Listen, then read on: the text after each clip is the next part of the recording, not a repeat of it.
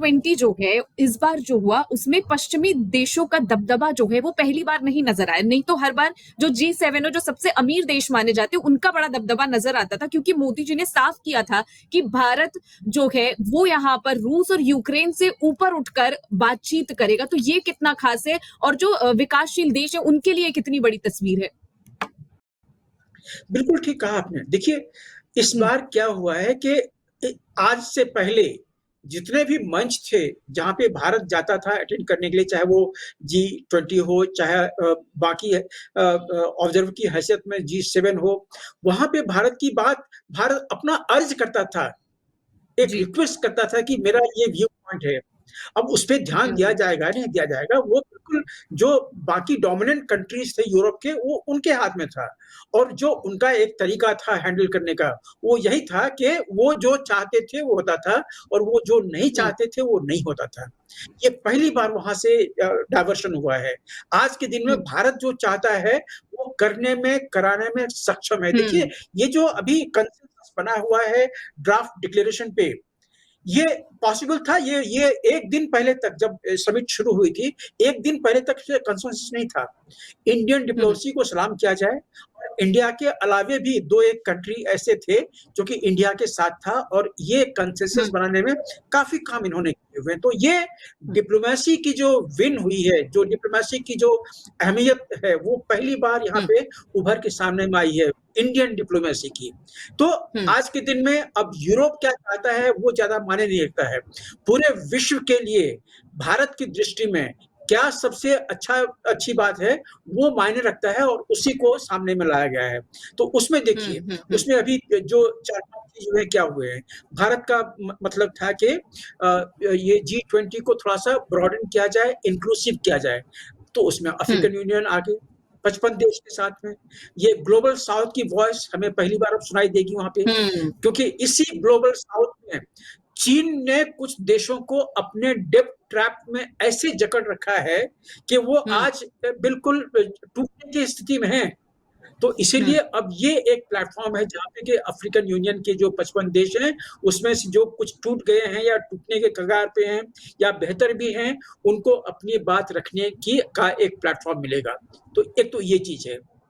दूसरा, पिछले जितने मीटिंग हुए थे उसमें 2-3 एस्पेक्ट्स बड़े क्लियर थे। एक तो जो एक्सेलरेटेड सस्टेनेबल डेवलपमेंट प्लान जो है, गोल है, उसको अचीव किया जाए, और उसमें इस बार काफी ध्यान दिया गया है। और एक सस्टेनेबल डेवलपमेंट के ऊपर में एक खास करके अलग से 2-3 पैराग्राफ जो दिए गए हैं, वो उसी को डील करता है। तीसरा क्लाइमेट को लेके था। क्लाइमेट में पहले क्या होता था कि पहले फंड्स नहीं थे, फंड के लिए लोग एग्री किए लेकिन फंड्स मिला नहीं, ट्रंप ने अपने पांव पीछे खींच लिए। तो वहां पे आज के दिन में कल जो बात हुई, परसों जो बात हुई है, उसमें फिर से इसको लगभग $200 बिलियन से ज्यादा का फंड इसको एलोकेट किया गया है, जिससे इसकी जो टेक्नोलॉजी है, न्यूअर टेक्नोलॉजी, ग्रीन टेक्नोलॉजी, ये सारे ऐसे देशों को उपलब्ध कराया जाए जो डेवलप नहीं है, जो डेवलपिंग नेशंस हैं, इंक्लूडिंग इंडिया। तो ये चीज है। इसके बाद क्लाइमेट के ही परिप्रेक्ष्य में जो अभी एक बायोफ्यूल को इंट्रोड्यूस किया गया है, ये बायोफ्यूल इंडियन दृष्टिकोण से आया हुआ है, और इसके ऊपर में इंडिया काफी काम कर चुकी है। जो कि यहाँ तक कि एविएशन सेक्टर में जो एविएशन जो फ्यूल है, उसमें बायोफ्यूल को मिला के इंडियन एयरफोर्स ने एक्सपेरिमेंट किया हुआ है और इसको सर्टिफाई किया गया है। तो इतना सारा काम ऑलरेडी हो गया है। तो आज के दिन में जब G20 इसमें एग्री किया है कि चलो अब इसके आगे हम 10 से 15% या 20% बायोफ्यूल को मिलाते हैं हम फॉसिल फ्यूल में, तो कितनी बड़ी बात है। इससे कार्बन एमिशन कम होगा, पहली हैंड, और दूसरा हैंड जो डिपेंडेंस जो है फॉसिल फ्यूल पे वो कम होगा। तो ये बहुत बड़ी बात हुई है।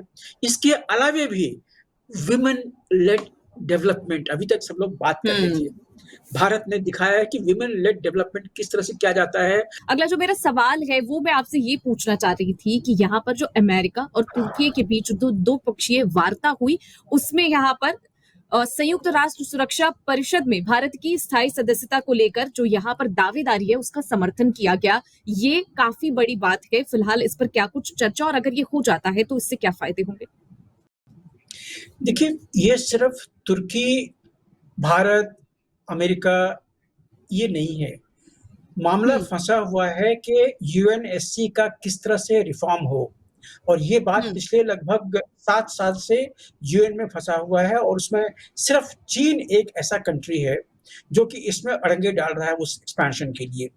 तो हम्म बात वहां आके रुकी है, और जिस दिन G20 का मीटिंग शुरू हुआ था, उससे एक दिन पहले यूएन के सेक्रेटरी जनरल गुतेरेस, उन्होंने एक कर्टन रेजर की तरफ में एक बयान दिया था, और उन्होंने ये हम्म एक्नॉलेज किया था कि यूएनएससी का भी रिफॉर्म होना जरूरी है। और आज के दिन में जब प्रधानमंत्री मोदी ने G20 का एक्सपेंशन किया और एक्सपेंशन करके दिखा दिया कि किस तरह से देन एंड देयर, मतलब आपने नाम अनाउंस किया अफ्रीकन यूनियन का, उसके जो हम्म प्रतिनिधि थे, जो चेयरमैन थे, वो प्रेजेंट थे, उसके उनके लिए चेयर आपके G20 के टेबल पे ऑलरेडी पहले से रिजर्व किया हुआ था, और ये सब आम हम्म सहमति से परोक्ष में किया गया था, परोक्ष रूप से किया गया था। तो अगर आपकी मंशा है, if there is a will, तो आप ये कर सकते हैं, और ये करके प्रधानमंत्री मोदी ने दिखाया कि परसों उन्होंने नॉमिनेट किया अफ्रीकन यूनियन को इसमें हम्म संयुक्त करने के लिए परमानेंट मेंबर, और फिर वहीं पे अडॉप्ट किया रेजोल्यूशन को, फिर वहीं पे उनको स्थापित किया, और ये करके दिखाया। तो यही चीज वो कह रहे थे कि अगर यूएनएससी के मन में ये रिफॉर्म करने की चाह है, तो ये सब किया जा सकता है with in very short time. इसी में अगर एक मीटिंग बुलाएं एक्सपेंशनिज्म के लिए, रिफॉर्म के लिए यूएनएससी का, तो उसमें आपको जितने मेंबर चाहिए एडिशनल, चाहे आप 2 मेंबर रखिए, चाहे 4 मेंबर रखिए, या फिर पूरे के पूरे यूएनएससी को रिफॉर्म कर दीजिए, क्योंकि आज के दिन में इसमें कुछ ऐसे मेंबर हैं जो क्वालिफाई नहीं करते हैं परमानेंट मेंबरशिप के लिए, लेकिन फिर भी वो मेंबर हैं। जबकि भारत जो सबसे बड़ा डेमोक्रेटिक नेशन है, जो सबसे बड़ी आबादी को रिप्रेजेंट करता है, उसका कहीं नामो निशान नहीं है। तो ये क्षमताएं हैं यूएनएससी में, इसको दूर करने के लिए एक मन शक्ति, एक आत्म शक्ति वो चाहिए, जो कि आज के दिन में वो जो विल है, विल पावर है, वो कहीं न कहीं उसकी कमी है, और इसमें यूएन सेक्रेटरी जनरल भी उतने ही दोषी हैं जितने कि बाकी चाइना जैसे जो देश अड़ंगे लगा रहे हैं। यूएनएससी को बिल्कुल एकदम या तो उसको खारिज कर देना चाहिए और फिर से बनाओ, या फिर उसको रिफॉर्म करने के लिए एक ऐसा प्रस्ताव लाना चाहिए जिसमें कि किसी तरह का वीटो या किसी और तरह का कोई चीज ना लगे। तो ये आज के दिन में जरूरी है। प्रधानमंत्री मोदी ने ये करके दिखाया है कि अगर आप एक्सपेंशनिज्म करेंगे, अगर आप एक्सपैंड करेंगे किसी भी ग्रुप को, तो ये इंक्लूसिव होगा, और उसी की जरूरत यूएनएससी में है। आप वो कीजिए, मोदी ने करके दिखाया है। अब ये चैलेंज, ये बॉल जो है यूएनएससी के कोर्ट में है, यूएन के कोर्ट में है, कि आप भी अपने यूएनएससी का रिफॉर्म करके दिखाइए। ये यूएनएससी बहुत पुरानी संस्था है जो उन दिनों में सक्षम थी, आज के दिन में वो पूरा का पूरा सक्षम नहीं है। उन दिनों में 80 और 83 देश थे जब यूएनएससी बना था। आज के दिन में 204 देश हैं यूएन की। तो ये कहीं भी उसको रिप्रेजेंट नहीं करता है। और जो सबसे बड़ा डेमोक्रेसी है, जो सबसे बड़ा देश है जिसमें कि इतने सारे पॉपुलेशन, इतनी बड़ी पॉपुलेशन है 1.43 बिलियन की, उसको आप कैसे नजरअंदाज कर सकते हैं?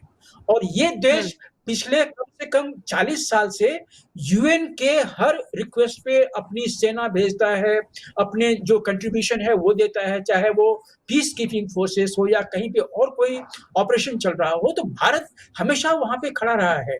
तो इसलिए भारत को नजरअंदाज करने का कोई औचित्य नहीं है। यूएनएससी का रिफॉर्म अवश्य होना चाहिए, और उसमें सिर्फ टर्की नहीं, टर्की जैसे जितने भी देश हैं, जितने सारे देश हैं, सबों को एक सुर में आज बोलना चाहिए कि हाँ, भारत को इसकी जरूरत है और भारत की आवश्यकता है। वहां पे हम ग्लोबल साउथ की आवाज बन के वहां पे रहने के लिए, और भारत ऐसे ही पूरे विश्व का 1/6 पॉपुलेशन का रिप्रेजेंट करता है। तो भारत जो है वो पूरी तरह से वहां पे क्वालिफाई करता आने के लिए इसको स्थान मिले।